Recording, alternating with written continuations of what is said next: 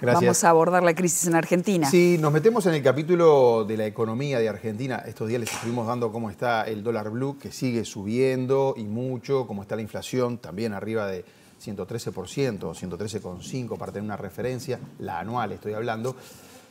Y tenemos a Luis Custodio, nosotros acá, para que nos diga cómo esto nos puede golpear a nosotros. ¿Cómo estás? Luis. Sin dudas. Buenas noches para todos. ¿Cómo están? Sí, Argentina está en un momento crucial, indudablemente. A la crisis económica y social que ya trae hace largo rato, se le suma la incertidumbre que genera la elección primaria del pasado fin de semana, con un resultado que deja al país políticamente o partidariamente en tercios. Y esto a su vez alerta a propósito de dificultades de gobernabilidad, sea quien gane en la elección del mes de octubre. Y esto evidentemente repercute luego en las expectativas, esas expectativas que marcan el ritmo, por ejemplo, para la moneda, la inflación, la deuda argentina y otros menesteres que además nos terminan pegando a nosotros de rebote, ¿verdad? Vamos a hablar precisamente de la economía argentina y primero nos ubicamos en algunos indicadores de esta Argentina post-paso. En la primera gráfica vemos seguramente la primera referencia que observamos cuando miramos hacia Argentina, que es el valor del dólar. Miren ustedes esa gráfica. Acá se muestra la evolución del dólar oficial, que es el que está en rojo, y el dólar blue en azul, desde comienzos de año hasta ahora. Arranca 2023 con 186 pesos por dólar el tipo de cambio oficial y 3,53 pesos el dólar en el cambio paralelo, el blue. Dos de las tantas cotizaciones que tiene Argentina. Sí. Durante todo ese recorrido, fíjense ustedes, una suba de ambas cotizaciones con un ritmo muy parecido, salvo algún pico por allí. El lunes el gobierno devalúa 21% el peso en su cotización oficial. El dólar oficial se va para arriba y ante eso reacciona también el blue, lógicamente. Ahí vemos al final de la gráfica a la derecha cómo saltan las dos. De aquellos 186 pesos por dólar de enero, el oficial se fue a 3,66 y el blue de 3,56 a comienzos del año. ¿Se acuerdan que en enero ya era conveniente viajar a Argentina? Bueno, de 3,53 viajó a 7,80. Esa suba de Luis estaba acordada con el Fondo Monetario Internacional. La suba del 21% era parte de los acuerdos.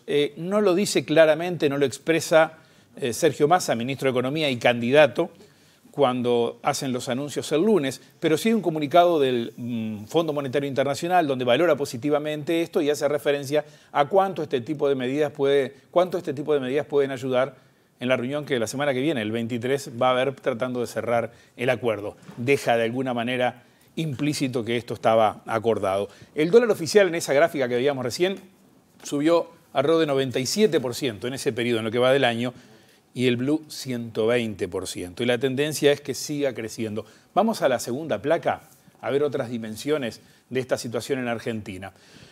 Estas variables financieras que mostramos ahora reflejan lo crítico de la situación. Por un lado, arriba, la deuda argentina. Elegí para esto la cotización de 3 bonos de referencia, su evolución en lo que va de agosto, según Ecovalores de Argentina, y claramente se caen desde el lunes. Se pueden ver, los 3 están los valores al lado de cuánto han caído con respecto al comienzo de este mes. La otra gráfica muy asociada a la anterior es el riesgo país, según el ENVI de JP Morgan. Básicamente, ¿qué es esto? Bueno, es la diferencia de tasa de interés que pagan los bonos, denominados en dólares, de cada país, frente a los bonos del Tesoro de los Estados Unidos, que se considera que son los libres de riesgo, la referencia. Bueno, fíjense el salto de esta semana para Argentina, las últimas 2 barras. La imagen es elocuente, 2.190 puntos. Para que tengan una idea, el riesgo país de Uruguay es 122. O sea, comparen uno con otro, ¿verdad? Bueno, dejamos estas 2 dimensiones acá y vamos a ver otras en la siguiente placa. Hay otros indicadores que nos acercan un poco más a esto que está pasando en Argentina. Ayer se conoció el dato de inflación de julio, recién lo nombraba Leo, el que difunde el INDEC, algo más de 6%, a 12 meses supera el 113%.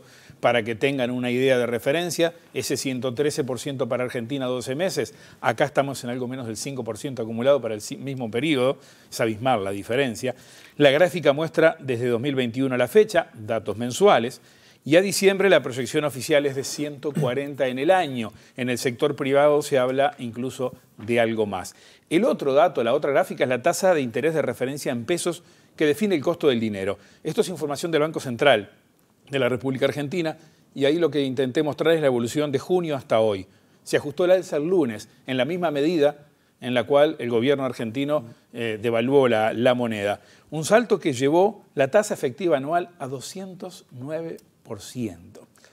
Es realmente incierto saber cómo o a dónde termina esta alocada carrera de la economía argentina, que tiene indudablemente un correlato social en ese 40% de pobres y además salarios y jubilaciones que medidas en dólares son paupérrimos, pero también en pesos utilizables día a día con la tremenda inflación que golpea a los argentinos. Ahora, ¿cómo nos pega todo esto a nosotros? Vamos a ver la siguiente placa porque hay varias dimensiones. La primera conclusión que podemos decir es que es más de lo mismo para Uruguay, ¿no? Claro. Las líneas que ya nos venían afectando, los canales que ya nos pegaba. El canal comercial primero.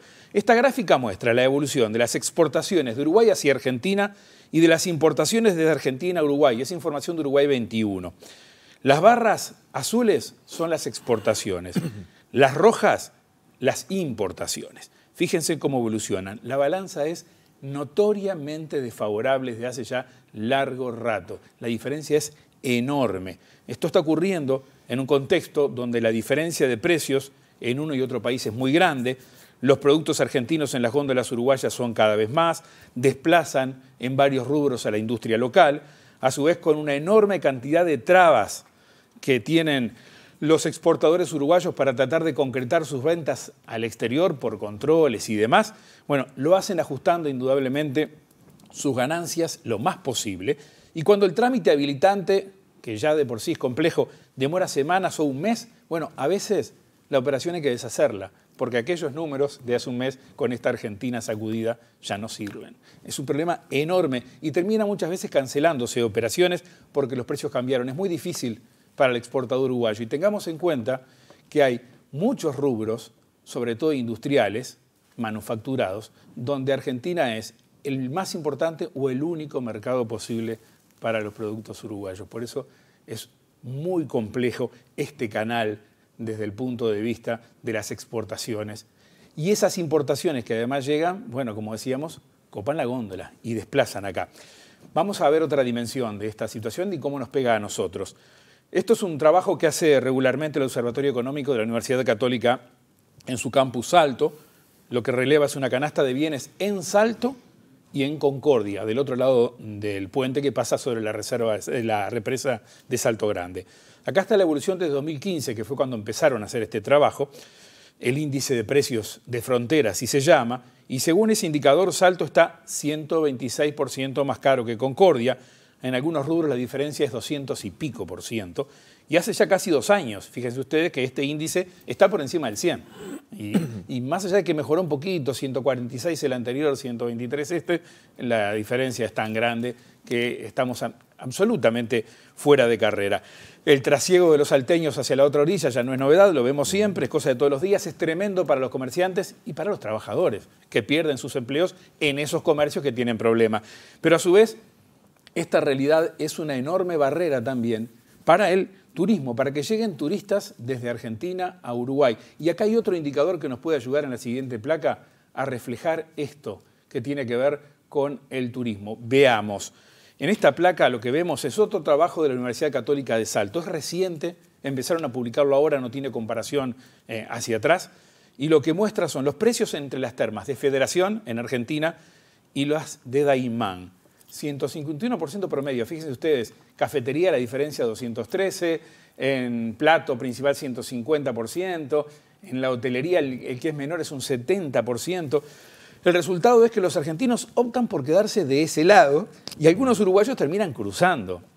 Y lo vemos con termas uruguayas que incluso en plena zafra se ven bastante despobladas. Solo nos queda por decir que son más lindas las termas de Daymán, nada más. No conozco las de Federación, pero hagamos fuerza. No hay forma, ¿verdad? No, incluso la economista responsable de este trabajo, a la que consulté hace unos días, me decía que tras cuernos palos, Federación hizo un desarrollo de infraestructura que le ha dejado un par de escalones encima de Daymán, además últimamente.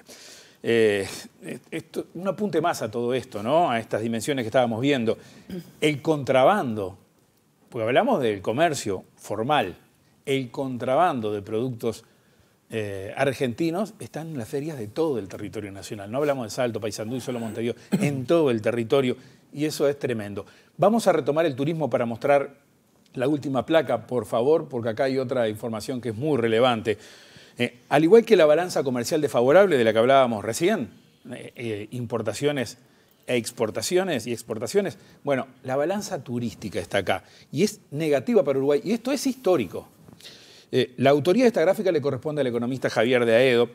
Muestra el dinero que gastan los argentinos haciendo turismo acá y el que gastan los uruguayos haciendo turismo en Argentina. La otra línea, la que se ve debajo, la verde, es el saldo. No es normal que gastemos más en las tiendas, restaurantes y hoteles argentinos que los argentinos en Uruguay. Son 25 veces más que nosotros, ¿no? Claro. Y acostumbran a venir en tropel a Uruguay. Bueno, sí, hemos gastado nosotros más que ellos porque hemos ido más. Es tremendo, son 200 millones de dólares aproximadamente de saldo negativo. Esto, no sé, habría que ir muy atrás con la serie, a ver si encontramos en algún momento una situación así que nosotros les demos más plata a Argentina en este tipo de consumo. Estas son las cosas que están pasando desde hace tiempo en Argentina, que nos pegan de esta manera y que tienden a agravarse, ¿verdad? A complicarse. Pensemos una cosa, nomás para cerrar. Los últimos datos de Uruguay han mostrado, hemos hablado de eso en más de una oportunidad, ustedes recordarán que hubo una mejora en el empleo, una mejora en los salarios en varios sectores, podemos hablar de un salario promedio que ha mejorado, y en los ingresos de los hogares también. Bueno, los beneficios de esa mejora parcialmente están allá. Están en la República Argentina, los estamos dejando del otro lado, porque no están engrosando el consumo de Uruguay. Y ahora, dentro de unos días, cuando conozcamos el dato del Producto Interno Bruto del segundo trimestre, vamos a ver eso también. Quizás el consumo no creció tanto como podía esperarse, porque en una buena porción está del otro lado. Parte de esa mejora va a pagar los sueldos de los argentinos, del vendedor de la tienda, del mozo del restaurante del lado argentino, y no acá. Por lo tanto, terminamos pagando IVA en la Argentina y no acá. Y eso se ve en la recaudación de la DGI. Exportamos consumo. Y es otra de las consecuencias que nos deja esta crisis argentina. Y como buenos socios y amigos, pagamos parte del pato. Luis, antes de irte, no puedo dejar de preguntarte, en el campo hipotético de que ganase Milei, este hombre propone cerrar el Banco Central, el principal organismo de regulación de la moneda. ¿Cómo se concibe una economía sin un banco central?